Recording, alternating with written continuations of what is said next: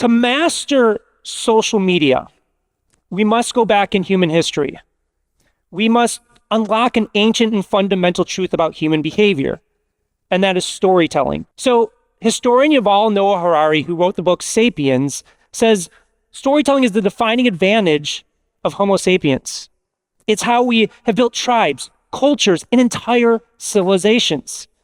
And research shows us that human beings who told better stories built better communities. So story is how we process information. It's how we build trust. It's how we drive action. So if you want to succeed in business, social media, or anything, you need a powerful story. So in today's session, we are going to cover three things. We're going to go through a brief history of storytelling and how we've always used storytelling to connect, persuade, and build culture. Then we're going to dive into why content goes viral.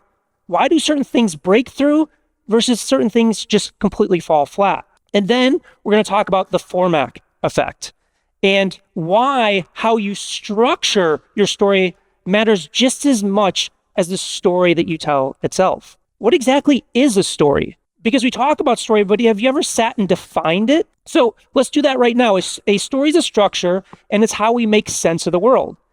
And there's four key elements to a story. One is the setup. Two, there's a problem that's introduced. Three, there's an attempt to resolve that problem. And four, we have a resolution. Now, the fascinating thing is stories are 22 times more memorable than facts alone. Why? Because story is how we connect. It's how we remember. So let me show you how this has actually played out over time. 50,000 years ago, oral storytelling came about. Then 40,000 years ago, we have cave painting. So the first origins of visual storytelling. And then 6,000 years ago, we had ancient art of the Egyptians, the Greeks, and Romans. Now let's see how storytelling started to evolve with each major media shift. So about 4,000 years ago, we had theatrical storytelling, where it begins with stage plays, comedies, tragedies, dramas. Then about 585 years ago, the birth of the printing press, where the birth of scalable storytelling comes about. And then about 135 years ago, we have film. So story becomes emotional and immersive. Now jumping to 100 years ago, we have radio and television. That becomes the dominant driving cultural conversation. And then about 30-ish years ago, the internet, where anyone can publish, where the audience first becomes the storyteller.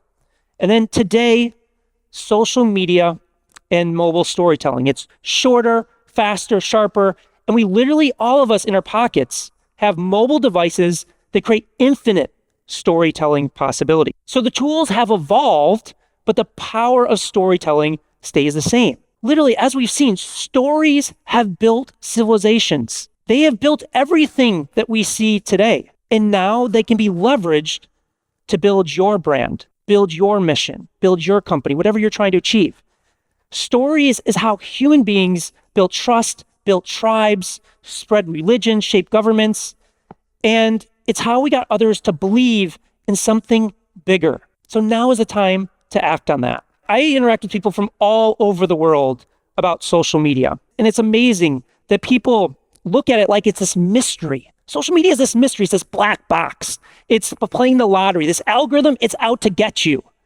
It doesn't want to see you succeed. You have to do some silly TikTok dance video to go viral to get an audience. None of these things are true. You don't need some gimmick. You don't need some crazy outfit or some crazy dance. All you need to do is master storytelling. So what actually powers storytelling? How do we become effective storytellers? Well, it's format. What is a format? So it's a structure that allows you to stop, hold attention, and move people to take the action that you want them to take. So think about it this way. If story is the soul, then format is the skeleton. Okay, so Shark Tank is a show where an entrepreneur goes into the room and pitches, what are called sharks, which are billionaires that are looking to invest in companies. So it has four key elements to the structure. It's one, the entrepreneur walks in. Two, they pitch their business. 3, there's tension between the shark and the entrepreneur. They go back and forth. What's your profit margin? What's your scalability? Why did you make that stupid decision? You're an idiot. All these things. They go back and forth, back and forth. And then there's a resolution. There's either a deal or there's no deal. Now, if any of you have seen Shark Tank, it's the same structure every single episode. So the product and the person changes, but the structure remains the same. Why? Because it keeps people coming back. It works. So a format is what makes your message recognizable, repeatable, and scalable. And formats structure story that allow people to engage, allows our brains to follow and trust the message that we're receiving. So I've been in this space, as Vishen mentioned, for over 20 years. I started in 2005 when Friendster and MySpace were still around. And I've dedicated my entire career to understanding how and why certain stories break through versus certain stories fall flat. To the point that I built a company called Hookpoint, where we've done 15,000 hours of research analyzing over 500 different formats. So one of the things that we have found is that viral formats that break through on social media today, they're nothing new. They're actually remixes of history. So let's look at an example.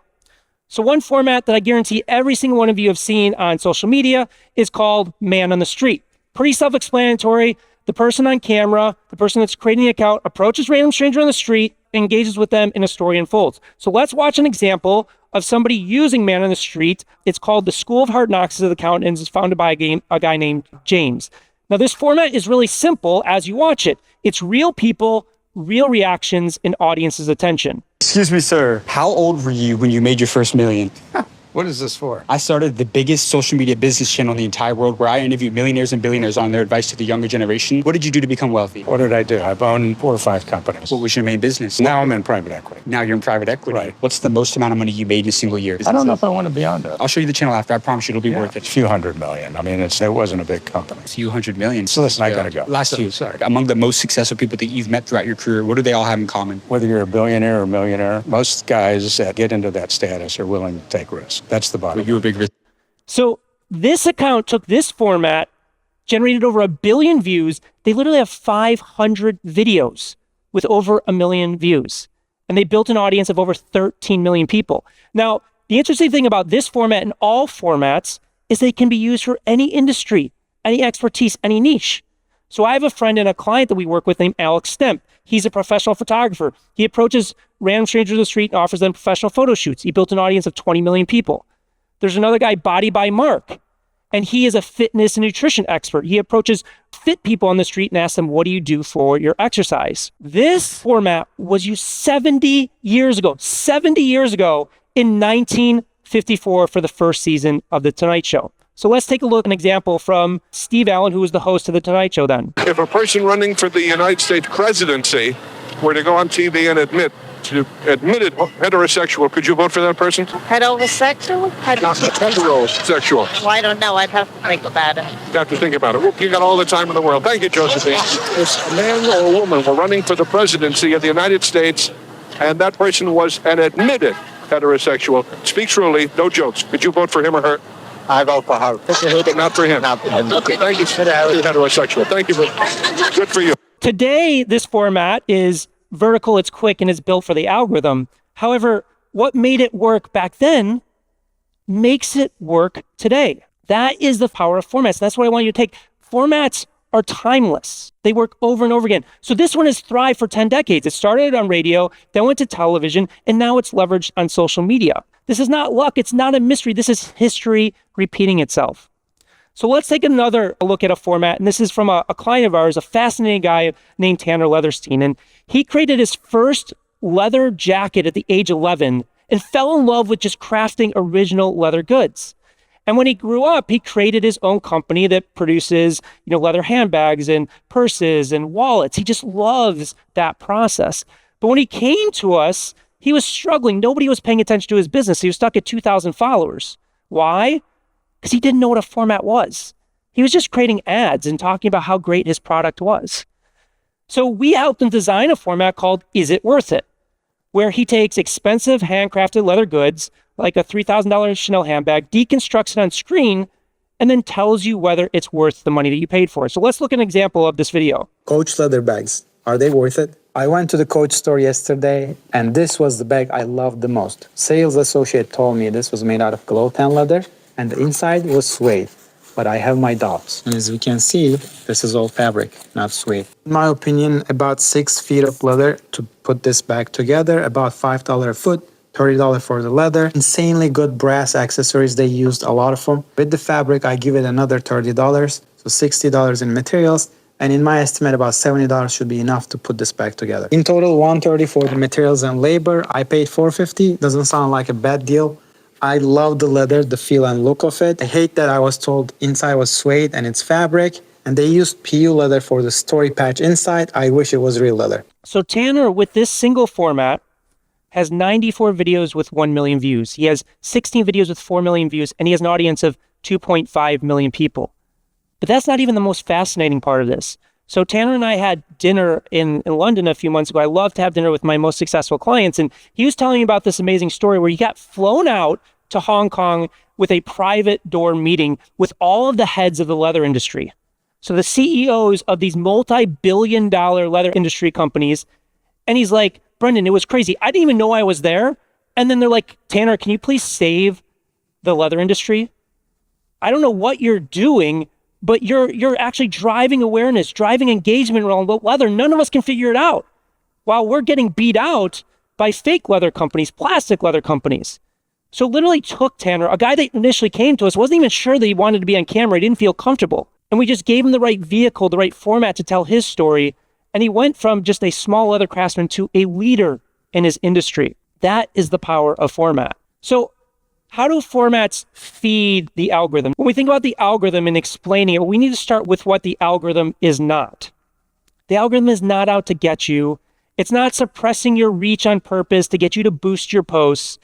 If that were the case, then Mr. Beast wouldn't be the most subscribed person on YouTube. It'd be somebody like Apple or McDonald's or IKEA that spend billions and billions of dollars on advertising. The algorithms are designed to do one thing and one thing only, to keep people on the platform longer so they can serve more ads and generate more profit. So we are the fuel that runs them. This is not Netflix or Disney where they invest billions of dollars in original content. They rely on us to fuel their systems.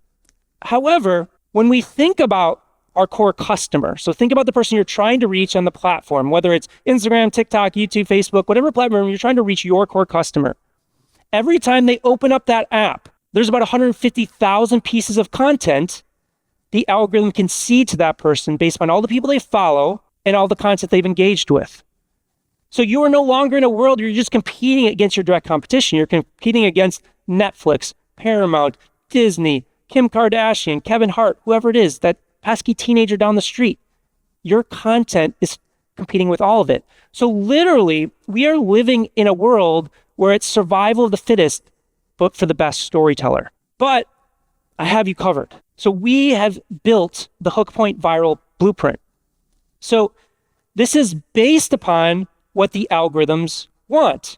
So format is designed to build retention, which again is what the algorithm wants. It wants to serve more ads. So when it sees this, it releases it to millions of people, which then results in connection, followers, and influence.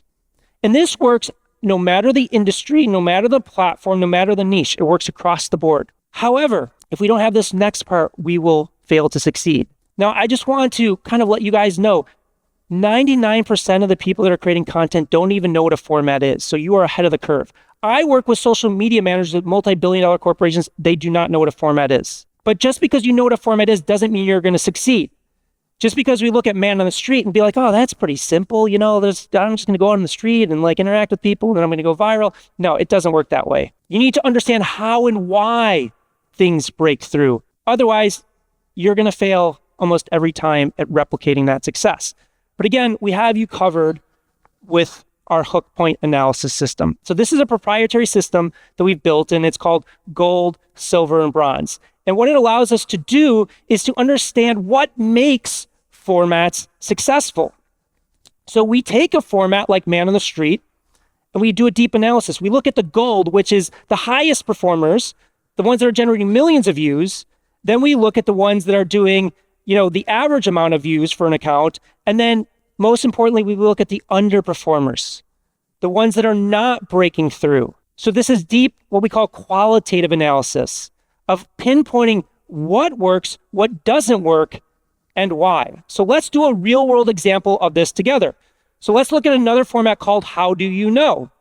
And it's a relatively simple format. It takes big and abstract ideas like relationships, career, anxiety, and makes it feel deeply personal. Now, the setup is simple. You talk directly into the camera. This one is low production on purpose, where you're talking into your phone to make it kind of feel like a FaceTime call, to make it feel personal. And then you share one thought-provoking idea. So let's look at an example of this format with a creator, Julian de Medeiros, who's a digital philosopher and university lecturer. Here's how you know it's true love, like potentially the love of your life.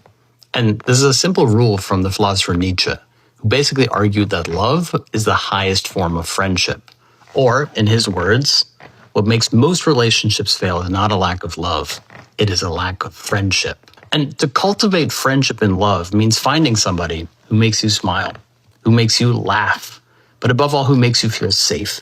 It's like George Eliot, who wrote that it is, quote, the inexpressible comfort of feeling safe with a person. And when you feel safe, you can be your most authentic, childlike, joyful self. You bring out the best in each other. It's like Dr. Seuss, who wrote that life is weird, everyone is a little weird. And when two people meet whose weirdness is compatible and they join forces, they call it love. That's what love is. It is the highest form of friendship. It is finding someone who is your friend for life. So this video got 17 million views. And I picked this format on purpose because, as you can see, this is not high production. He doesn't have a fancy camera. He doesn't have a huge team or millions of dollars of marketing budget. It's literally him on his phone. This is why we spend 15,000 hours researching 500 formats, because I firmly believe you need to find the right format that meets you where you're at based upon your resources, your capability, your niche, your message. So we're going to watch 2 more videos, same creator, same format, video 1 and video 2, and I'm going to break down the results and why. Here's a simple sign that you have a true friend. And this is a simple rule about friendship that goes back to the author Isabel Allende, in which she writes, true friendship withstands time, distance, and silence. And what she meant is that a true friend has 3 things. 1, you're friends for life. Like, not just for a moment, for life. 2, you don't have to be in the same place. You may have grown up together but gone your separate ways. That matters nothing. And finally, number 3, you don't have to speak all the time. This one is crucial. True friends don't have to speak all the time. But when you do speak, it feels like no time has passed at all. Hence, this is very similar to the quote about friendship from Elizabeth Foley, in which she says, the most beautiful discovery true friends make is that they can grow separately without growing apart. That is a true friend, a friend for life. True friendship withstands time, distance, and silence. So that's video 1. Let's watch video 2. And again, think about which one performed better and why. Here's how you know that you have a bad friend, like a fake friend or a fair weather friend. And this goes back to a simple observation by the author Christian Nestle Bovey, who once wrote, a bad friend is like a shadow, with you when the sun shines, but disappears when it gets dark. And what he meant is that a fake friend is somebody who likes to hang out when things are great, but they disappear when things get hard. A fake friend walks out of your life when you need them the most. And vice versa, a true friend is somebody who is with you at your darkest hour, somebody who comes precisely when you need them. And so a true friend is somebody who is there for you no matter what. They are loyal to a fault. But a bad friend, a fake friend, a fair weather friend is like a shadow, with you in the sun, but they disappear when it gets dark. So video 1 did 54 million views. Video 2 did 276,000. That's a 19,456% increase. 200 times more value from just a few creative shifts. This is why we do the exercise. Same creator, same format, 53 million views in performance. So what I'm going to quickly run through is 4 different, what we call performance drivers. These are the things that drive performance up or drive performance down. So the first one is called a perspective shift. So in video 1, it offers a surprising take. True friends are maintained through silence. So it challenges our assumptions as the viewer. Versus video 2, it's a predictable message. Fake friends aren't there for you when you need them. It lacks that original insight. The next performance driver is delivery and credibility. So the video 1 is confident, it's concise. It introduces the quote directly and calls it simple, which makes it accessible to everybody.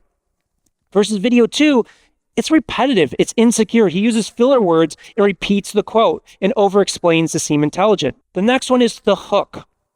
So in the first one, it's short and punchy. It gets to the point quickly without lingering, versus the underperformer, it starts strong, but drags on with extra lines. It dilutes the overall impact. And then the final one is viewer self-reflection and tension building. So it builds that, video 1 builds a 3-part checklist of time, distance, and silence, and encourages deep reflections, and it keeps the viewers engaged. Versus the second one, it states one trait early on with no buildup, and it kills momentum and limits reflection. So can you guys see the difference between doing this and just looking at some viral video and trying to replicate it? This is the power of analyzing and understanding how and why. To sum things up of what we covered today, story shaped history. It built culture, belief systems. It built everything that we see today and always will. And we have that power in our pockets. We have it in our pockets today. We talked about what makes content go viral. It's backed by analysis, data, and understanding, not guesswork. And then finally, the format effect, how structure is the multiplier of every great story. So this is a science-backed system that we've been cultivating over 20 years at Hookpoint to help you win in a world where attention is the most valuable commodity.